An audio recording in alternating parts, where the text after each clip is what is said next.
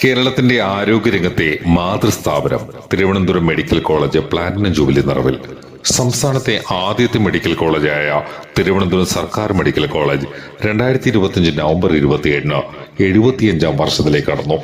1951 അന്നത്തെ പ്രധാനമന്ത്രിയായിരുന്ന ശ്രീ ജവഹർലാൽ നെഹ്റു ഉദ്ഘാടനം ചെയ്ത ഈ സ്ഥാപനം സംസ്ഥാനത്തിന്റെ ആരോഗ്യരംഗത്തെ വളർച്ചയിലും കേരളത്തിലെ പൊതുജനാരോഗ്യ സംവിധാനത്തിലും നിർണായക സംഭാവനകളാണ് നൽകിയിട്ടുള്ളത്. മെഡിക്കൽ കോളേജിൽ നിന്നും പഠിച്ച ഡോക്ടർമാർ ലോകത്തെമ്പാടും സേവനമനുഷ്ഠിക്കുന്നുണ്ട്.